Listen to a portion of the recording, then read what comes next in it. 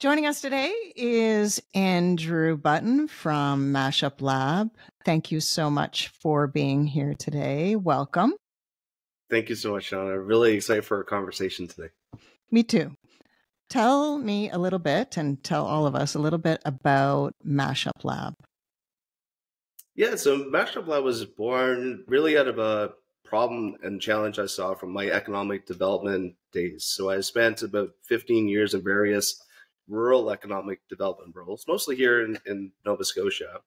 And towards the end of that that career, what I began to notice, like we were doing all the typical stuff, right? We were having pitch competitions. We had great partnerships with local community colleges to open up space available. We had partnerships with regional business incubators and accelerators, regional marketing programs, like lots of really cool entrepreneurial activity happening.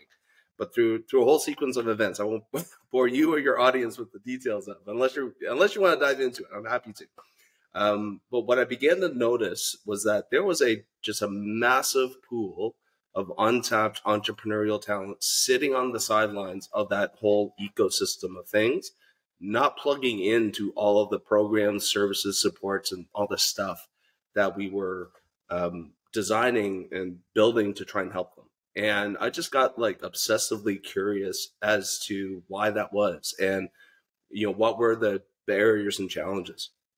And that's really where Mashup Lab was born, was a pursuit of frustration to try and figure out that problem. What was it that we weren't quite getting right? And we experimented with lots of things in the first few years, lots of different ways of trying to crack that nut. But basically, I've spent the last 10 years of my life trying to get a little bit better and better and better at getting that untapped talent off the sidelines and into the game. And we figured some things out along the way of doing that.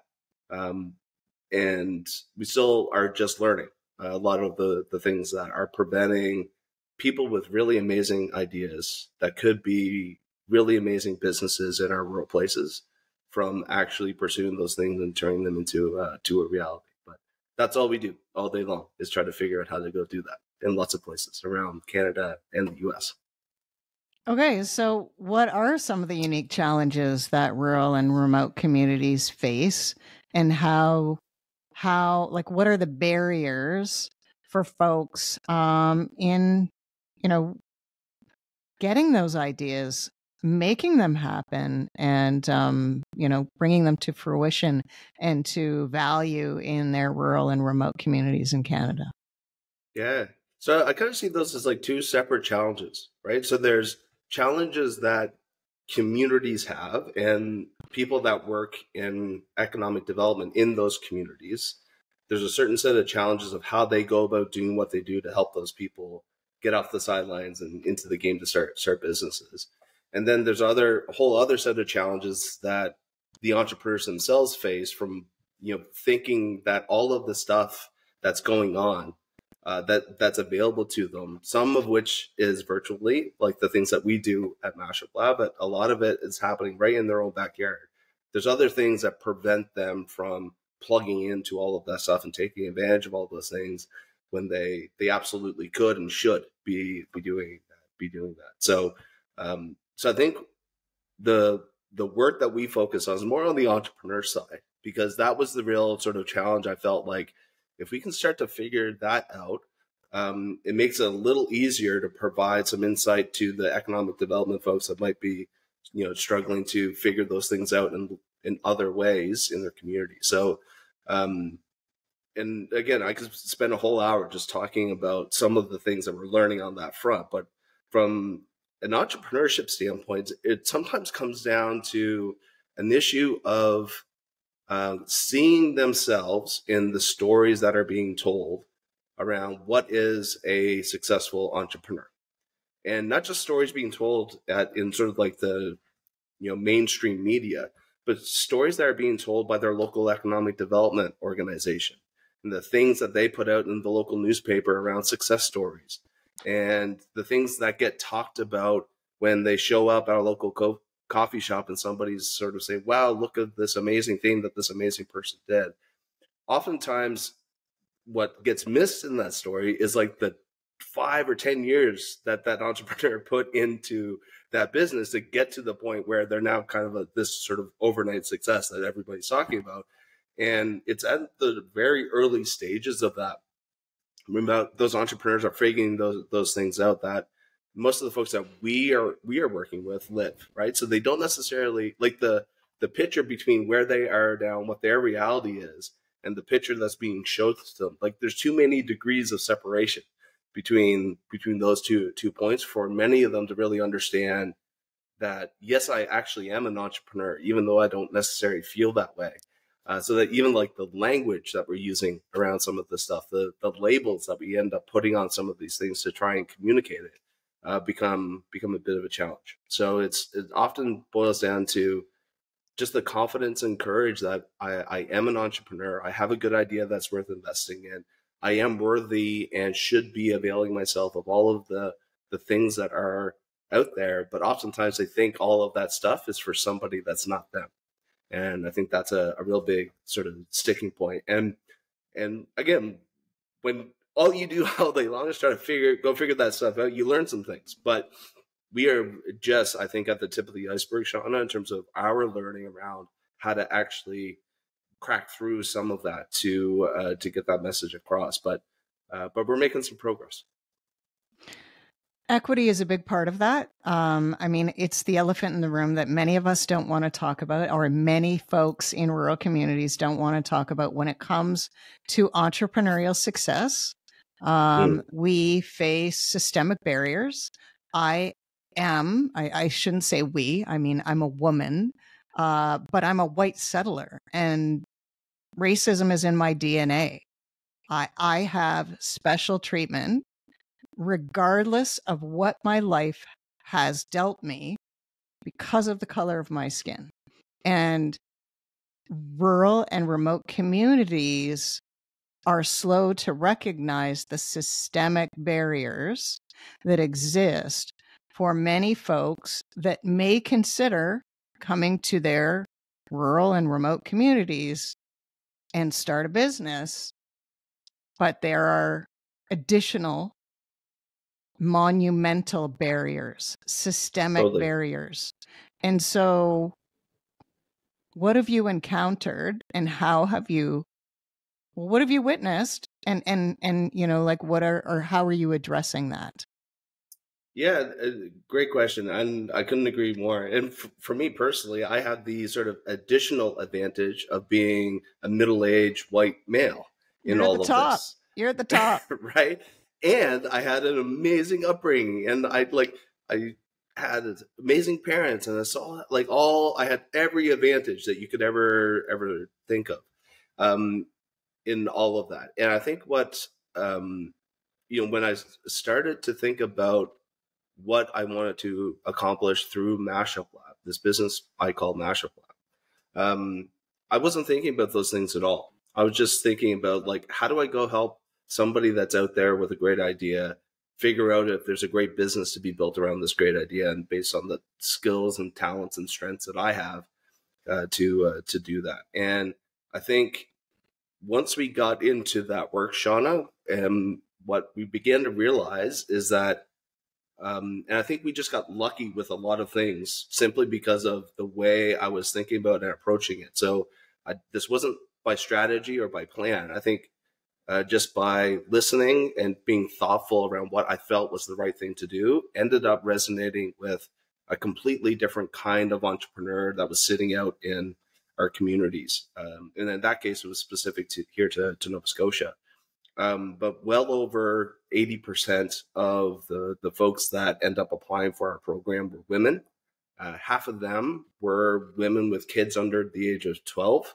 Wow. And I would suggest about 40% or so of those folks identified in some sort of minority population. So when I looked at those results of the things that we were doing and how we were doing them with Mashup Lab, the invitation we were putting out there, the channels we were using to share that message and present that invitation, compared to the things I was doing in my economic development days, it was completely flipped on its head in terms of the kinds of entrepreneurs that were showing up to the things that we were trying to do. So So we're now in the process of trying to reverse engineer some of that to say, what was it about what we did and the message we sent and how we sent it that could resonate with those kinds of entrepreneurs. And I think we've gotten some insight into that, but I think that's a big part of our learning is trying to better understand the things we got right, and how do we even get it, like how do we make it even better in those regards. Because I think, again, it's just now becoming something that I'm being like thoughtful towards, of like, how do we actually go do this in a way that acknowledges all of that privilege and all of those biases and all of those things, and do it in a way that is actually respectful and representative of the folks that we're really hoping to help. What kind of work have you done personally? Because my thought is that to heal a community, people have to heal themselves first in ways that are desperately uncomfortable and, very heavily unconfronted. So Yeah. how do you do that? I would say, but just by like asking a lot of thoughtful questions of people that open themselves up to being asked the questions. And I think any opportunity that I've had over these last 3 or 4 years, Shauna, that to get in conversation with people that are different than me, that come from a different place than I come from, that have a different culture than me, that are open to sharing some insight into that. Like I gobble it up as much as I can. And again, I think my position, my privilege, my place in the world gives me the opportunity to do that. But I think that for me is like the place where I've learned the most. I've gone beyond those conversations to the greater internet to try and figure those things out, and taken some courses and done some things. But the most valuable insight that I've gained is when another human has said, I'm willing to share with you some of the things that might be valuable to your learning. That's what's been most valuable to me, and just being curious about it and being open to the idea that you're going to be told some things that may be uncomfortable, and not just about my history and my lineage, but also like things I'm doing personally that may actually not be right, not be cool, and completely out of ignorance. But I think what people appreciate is that I am absolutely open to that feedback, and they, I think, believe that in an authentic way I'm trying to become a little bit better at all of that, and that's what's really been I think helpful to me. But I would say, again, just scratching the surface when it comes to that stuff, and something I'm probably not doing nearly enough of on an intentional, regular basis to do it. So one of my aspirations for 2024. I think it takes a degree of humility and vulnerability to even be open to be called in, or called out. In some cases, it can be embarrassing. It can be very detrimental to your business. And I think, though, that it's the only way that rural communities will come to utilizing and facilitating the tapping into, as you say, the talent and the people that are there. It's about building trust. I think witnessing the biases in conversations and in groups is something I could never unsee.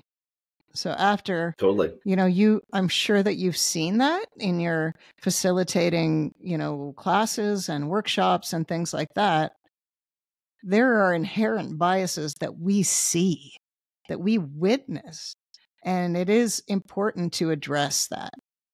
So And you're absolutely right. You're absolutely right.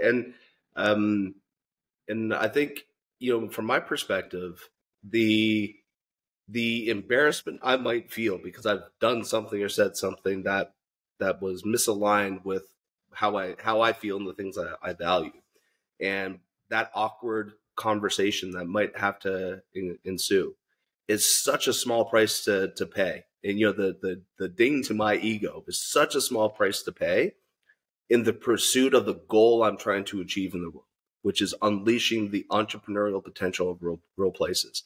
And if I've got to go through a bit of that gauntlet to unlearn some things, to become show up in a better way that allows me to be in a position to be helpful in unleashing that entrepreneurial talent with lots of communities and lots of different kinds of culture, um, then yeah, that's a really, really small price to pay at the end of it all. Right? So I think, yeah, I believe, people feel that from me when I show up, is like, I'm trying to learn here. I'm trying to figure this out.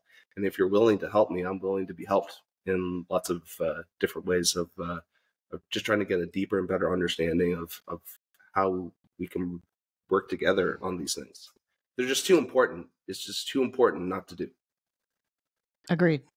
What other ways do rural communities hold themselves back? And by that, I mean perhaps councils, perhaps economic development departments, or even some of the businesses. I mean, there can be large manufacturers in rural communities, and there's always the complaint about transit and, how do we get people here, things like that. So what are your thoughts on the ways that rural and remote Canadian communities hold themselves back? Oh my goodness. Yeah, another whole podcast I could spend on this. But to be fair, there's lots of things they're getting right too. So as much as I can talk about the challenges and things that I just observe, I think if you really dig into it, there's a good foundation there to be built on. But and a couple let's of the talk things about that after. Let's talk about that after. Yeah. But Yeah, for sure. So I think that the big thing that jumps out for me um, is like not really quite getting what's in the realm of the possible from a rural place. So I, again, have the privilege of seeing so many different kinds of businesses and entrepreneurs being successful in dozens of different industries, in dozens of different ways, in the smallest of places.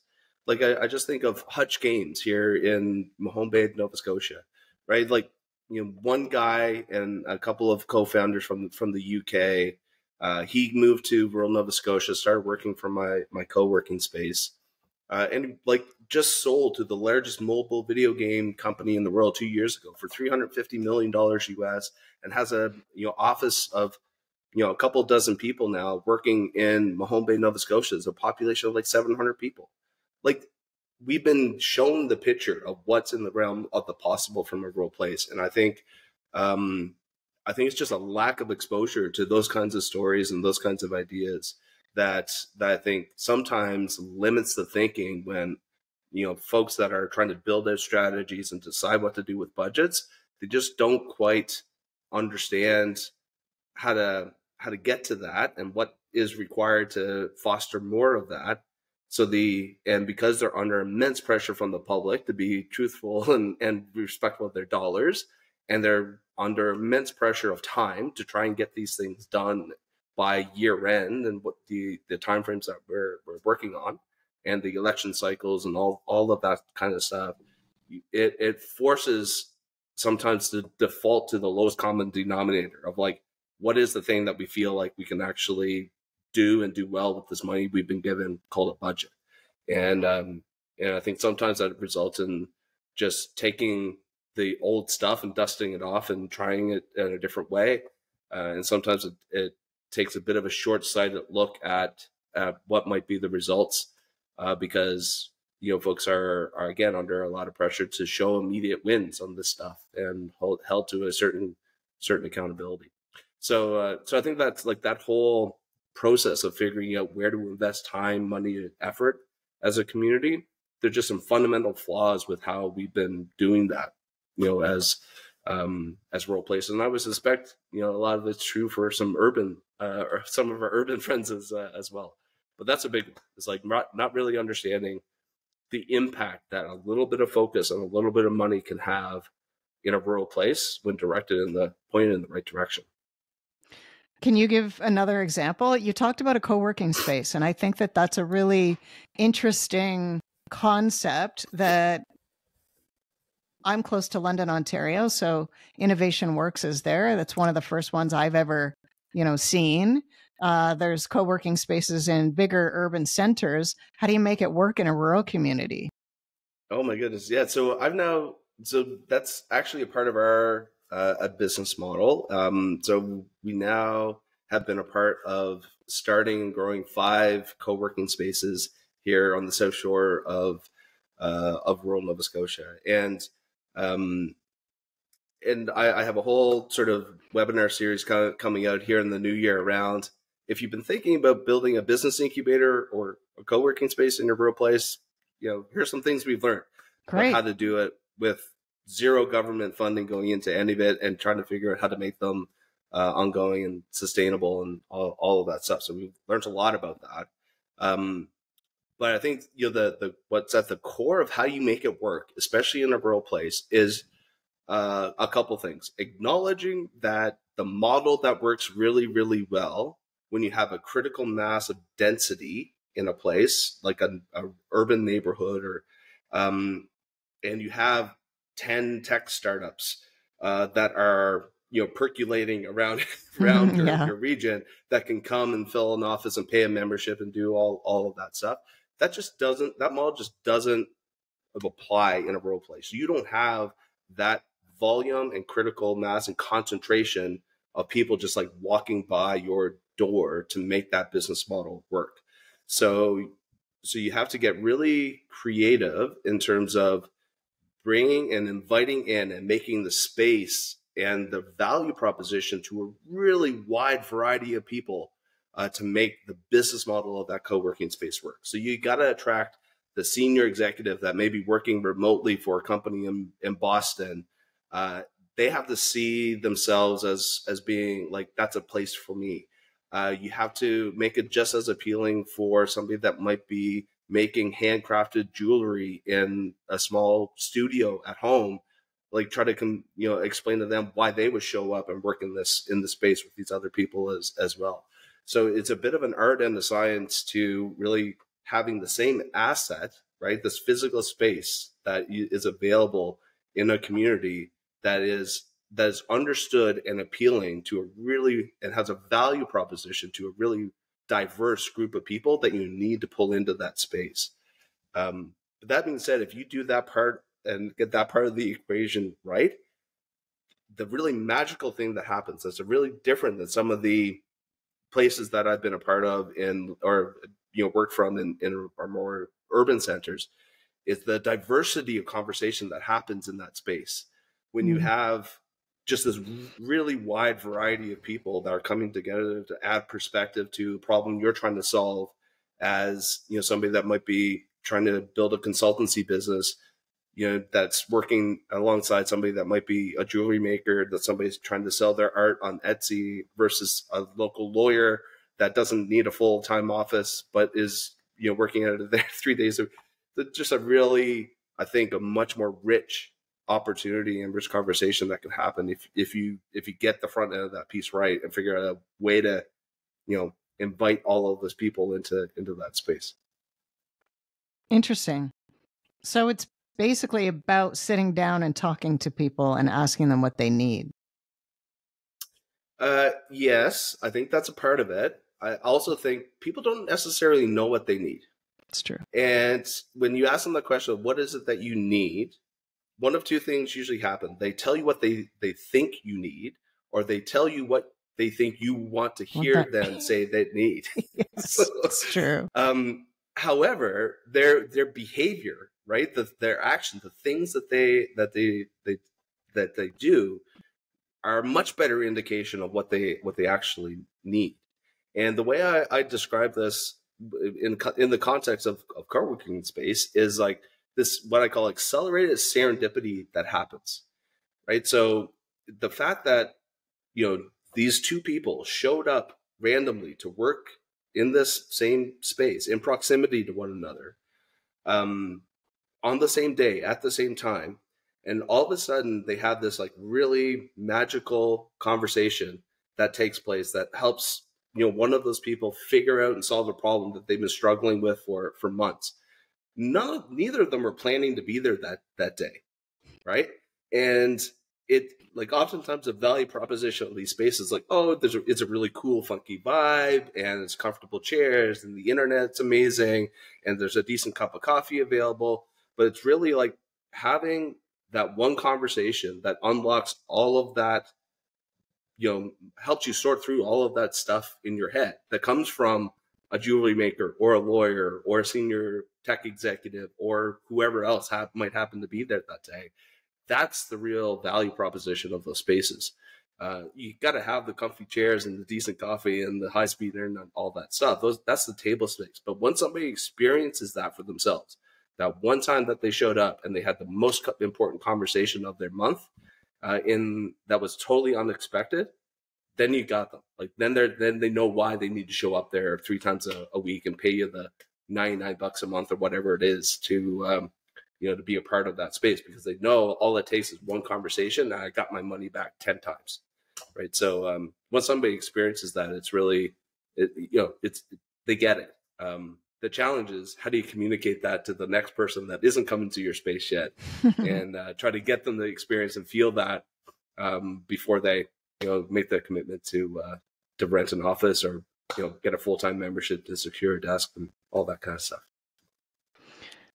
One of the things I think, two words together, a phrase that is misunderstood, perhaps, and I'm not going to say every rural and remote community misunderstands, but what are your thoughts about social innovation and a social business model?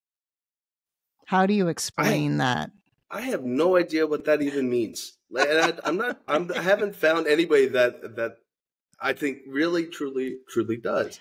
Because the way I describe Mashup Lab, so I am structured as a for-profit incorporated business. That is my legal structure. You're not funded by the government, or not fully funded.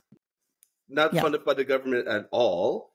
We do business with government, and we do business with not-for-profits that get money from government, but we do not actually receive any direct core funding, if you will, for what we do. I describe Mashup Lab as a for more than profit business, and the reason I use that language versus a social innovation business or social enterprise or B Corp, or like what, there's technical definitions for this thing, and then there's labels that everybody uses that don't always necessarily mean the same thing to the same people. The reason I use that is, like, I am unapologetic about the fact that the things that we're doing, we need to be able to generate a profit from. What makes us a little different, and why I describe us as a for more than profit company, is like, now we get to choose what we do with that profit and how we go about making it, and the kind of work that we do that allows us to make that profit. It isn't necessarily about maximizing profit or maximizing shareholder value, right? So I make decisions around, like, critical business strategy based on, does this feel like, it's more than just making a quick buck? Like, is it purposeful? Is it meaningful? Is it aligned with the things that we set out to achieve 10 years ago when I started this whole thing? And if it's not, then we're not doing it. And sometimes those are really, really hard choices, especially when your bank account is going in this direction and you need it to go in this direction. For folks that are listening, I'm pointing down and then pointing up. But like, to me, that's really about what it means to be an entity in this world, whether you describe it as a business or a corporation or social enterprise or any of those things. It means, like, you're thinking about the decision you're making in the context of more than just maximizing profit. More than just, like, what is the impact I'm trying to have? What is the way in which I want to make that profit? who are the partners I want to make that profit with and get into business with and try to collaborate with and do business with. I think there's just a broader set of criteria. And then on the social innovation side, this is something I've been spending a lot of time thinking about because I've been hearing a lot of challenges around homelessness. I've been hearing a lot of challenges around housing. I've been hearing a lot of challenges around just like things that are on the top of the list of people like communities, municipalities, economic development agencies are like really big, complex challenges that tend like traditionally has been in the realm of the responsibility of some form of government. Mm-hmm. And I think there's just a massive opportunity for us to invite the entrepreneurial community into helping us try to come up with profitable business models that actually also solve the problem, but in a way that actually costs a fraction of what it might to fund it through traditional government means. Like I think there's just like entrepreneurs can get really, really creative on how to make a huge impact with a little bit of money. Like that's, almost like the prerequisite of being a startup entrepreneur is trying to figure out how you get all this stuff done without the big budget to go do it. And I think there's a lot of entrepreneurial business models that could be applied and laid over some of those social challenges that could find a really interesting, innovative sweet spot where it's not just dependent on sort of social funding all the time to try and go solve those problems. Like I think there's a really exciting opportunity there. Do you mean like entrepreneurs getting a government contract, like tiny homes and things like that? Is that what you mean? Kind of, that like kind of thought process. That's exactly it. The one that immediately jumps to mind is what Marcel Leblanc is doing in New Brunswick. I saw that. Structured as a not-for-profit organization, but could just as easily been structured as a for more than profit business. He just made for all kinds of other reasons to structure it in a certain way. But the approach that Marcel is taking from his entrepreneurial background to trying to solve that problem and to figure out that quote unquote business model to go do that is exactly the kind of thinking and approach that I'm talking about. And I think that comes from sort of the entrepreneurial space, right? It comes from that sort of problem solving perspective and thinking about things in that way of like, how can I actually leverage the resources I do have, not thinking about how do I go get the resources I don't have and get started on solving the problem and learning and iterating and taking all of the strategies we teach our entrepreneurs and applying to some of those challenges. What are your thoughts on bartering? And, as an entrepreneur, there are skills and services that one offers. And in a lot of cases, there are other entrepreneurs that offer skills and services and products that other entrepreneurs can, I'm talking kind of in the mutual aid category, but also in, trading services so that, and repairing or, keeping your business going, that kind of thing. What are your thoughts on that? I think there's a huge opportunity to be doing more of it. I think it's a strategy that entrepreneurs often overlook because it sometimes sounds overwhelming and complicated when it doesn't necessarily need to be. I think that the challenge with it in practical terms is the attribution of value, right? So yes. So sometimes there's a discrepancy between what I feel my service is worth and the quote unquote price I would charge for it versus what you might perceive and like the value to you versus the value, so there's a misalignment there sometimes. So if you can figure out how to get aligned on those things as two people exchanging services, I think there's a beautiful partnership and opportunity to be had there. And not just from, from a not having to have the money to get the things done that you need to get done, but it also introduces this element of collaboration, right? Like, we've got to go figure out how to go do this together. I think there's all kinds of other skill sets that come along with learning how to do that are beneficial to entrepreneurs in all kinds of ways. So it's not just as easy of like, yes, I have money in my bank account to pay you. We now have to figure out how to, get to a common place where we both feel good about what it is we're doing together. I think that that skill set is something that's invaluable to the folks as they're on their entrepreneurial journey. Well, I think about, many years ago, and perhaps it still happens. I'm sure it does in some communities, but building a barn, right? Like, I mean, putting something together that's personal. It's not your business. It is your livelihood, though, and it's your family. It is, the way that you have an income, perhaps your farm, and yet, you call in friends, family, and people to help you without a value on it. Like, that is community, right? Totally. Yeah. What do you think about that? Yeah, and when you're barn raising, I guess it's called. Yeah, when you're an entrepreneur in a rural place,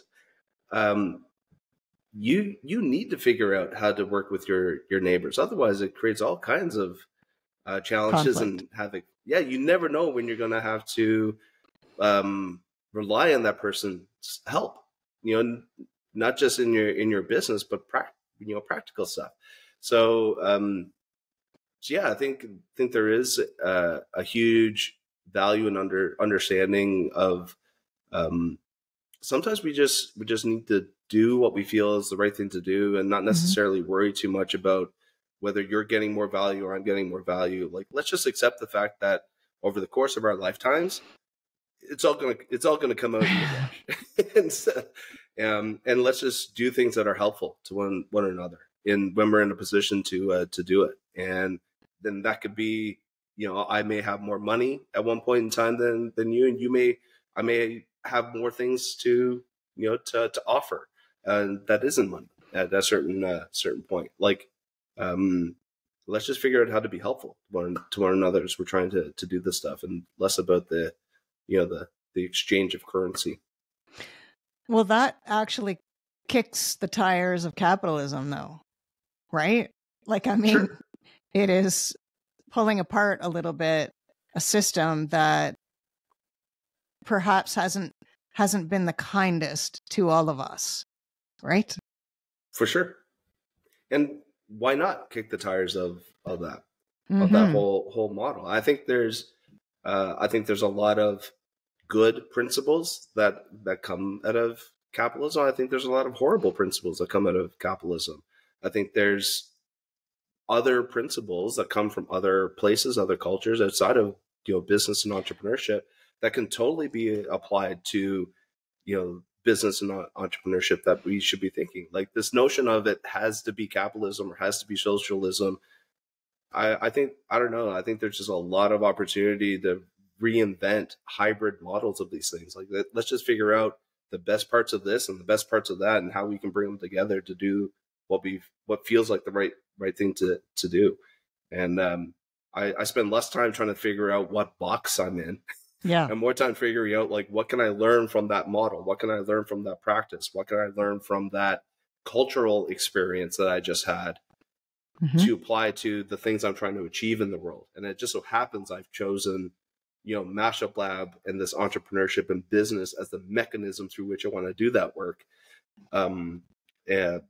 But that doesn't mean I can't pull from all kinds of other principles and strategies. Like, some of the work we did with Indigenous communities in Unamagi gave me the opportunity to work with some of the youth in those communities. And they were kind enough to teach me some of their traditions, their learning, their concepts, things that show up in their day-to-day lives that they were surprised, like, you don't know about this? I'm like, no, never heard about it.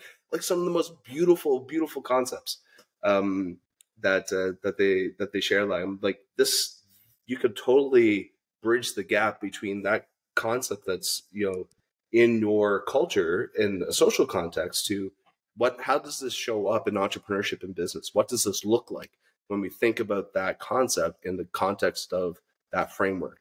I think there's just a massive opportunity to be exploring those kinds of things. That's the stuff that really gets me excited. Me too. I think that many, many, many Indigenous traditions can be translated into our communities to make them so much better than we have them right now. With that in mind, where are we making progress? Where are rural and remote communities in Canada making progress, and in what areas? And I don't mean geographically. I mean, like, what are some of the things that we're doing right? Yeah, and so I have a very narrow perspective on this because we are absolutely laser focused on the thing we do and how we do it, and the things I'm trying to achieve in the world. So what I'm going to share, it comes from that context of I'm trying to do that work more and more. But what I'm seeing is an open-mindedness to different approaches, right? Mm-hmm. So when I show up to a community and that has no idea who we are or what we do or how we do it, and say, I believe there is untapped entrepreneurial potential that is yet to be unlocked in your community, despite the fact that you've got dozens of organizations over decades doing this work. I believe there's more to be had here. The fact that I get people saying, tell me more, instead of hanging up the phone or mm-hmm. ending the Zoom call and saying, like, who the hell do you think you are? I'm just baffled and inspired by the open-mindedness that I'm seeing from dozens of, like, we now have delivered our virtual business incubator, our dream business program with entrepreneurs in over 300 communities now across Canada and the US. Congratulations. Thank you. I think we're just scratching the surface and just mm-hmm. at the tip of that iceberg. But the fact that we've been put in a position to go do that work with communities that have said, yeah, you know what, let's give this a try. Like, it's so inspiring and hopeful to me that we have people in positions of authority and that are controlling both strategy and budget that are being open-minded to those things. That is, I think, one thing we're absolutely getting right. I think the second thing that we're getting right, that we probably could be doing more of here in Canada, that I think they're well on their way to doing really, really well south of the border, is like there are whole conferences, Shauna, in the US focused specifically on the role of entrepreneurship in rural places. Like, and not just one conference, dozens of, so the gathering of people that have expertise in that field and in that work. And those are the conferences I often I'm being invited to speak at and share some of the things that we're doing and also get to learn from while I'm there. I just think, like, that is something that, we need more of, that kind of sharing and collaboration happening. But I feel super excited about what I've been seeing on that front and the conversations that are now percolating with my my friends here in Canada as well. I think there's a real opportunity to do some cool stuff coming up in the next year, 4 years, 5 years, 10 years, however long it takes us to get there. But that I think is a step in the right direction. It's just understanding how other places are doing these things and how that might look in this context, in this community, to help me solve this problem. I think there's I'm really encouraged by what I'm seeing there. What do you see in 2024? What would you like to see in 1 year, in one calendar year? What do you think we can accomplish, or what do you think? What's your wish list? Yeah, it's funny. My team and I got together just before the holidays to talk exactly about that, and we have set a target for ourselves to work with 1,000 people this year, 1,000 entrepreneurs in rural places across both Canada and the US. And while that feels like a very achievable number, it also feels like, North America is a big place, and there are a lot of rural places out there. I feel like that number we could double or triple easily. Mm-hmm. Do with the right partners in place, and I feel like that historically would translate into somewhere in the neighborhood of 700 or 800 new entrepreneurs working on new business and growing existing businesses in those communities. I get really excited when I think about the impact that can have in a rural place. So that's what we're focused on, is how many people sitting on the sidelines in those rural places across this country can we work with this year to help figure out if there's a great business to be built around their great idea. And again, I think there's just a massive amount of potential in those rural communities that we can help to activate in some way. I think if I counted, you use the word opportunity quite a few times. Because it is your thing. You see opportunities. And so as a parting comment, what are some ways that people in their own communities can look for opportunities? Yeah, that's a really great question. And again, it come from my position of bias and privilege. But I think sometimes taking that first step to doing something sometimes gets mitigated by, I don't know the 10 other steps that I need to take in order to make this big thing happen.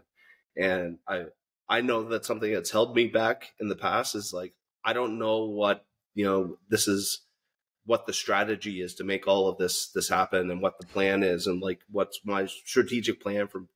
Sometimes you just got to do what you think is the right thing to do. And I am often inspired by Deb Brown and Becky McRae with Save Your Town on this front. Is like just do one thing, just do something simple that you feel is like the thing that moves in the direction that you're trying to move that community, and not necessarily worry about what this looks like in 6 months or a year.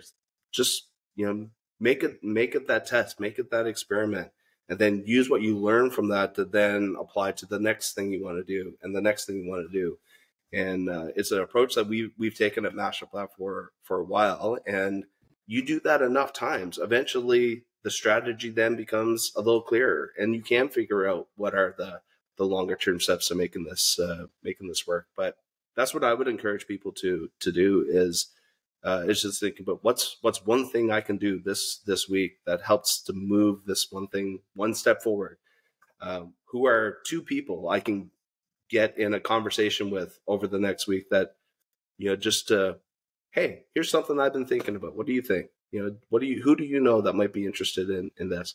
And anytime that I've seen success stories that get talked about at conferences and in the media, it's often started by one person that did one thing.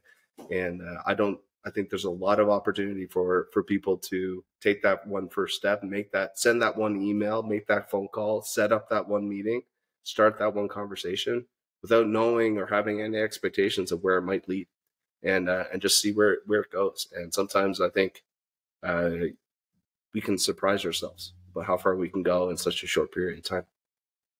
Thank you so much, Andrew. Pleasure speaking with you. And I'm sure that we could speak on a lot of different other topics, and maybe we will. But I appreciate your time today. The pleasure was mine, Sean. Thanks again for setting this up. It's always a pleasure chatting with you.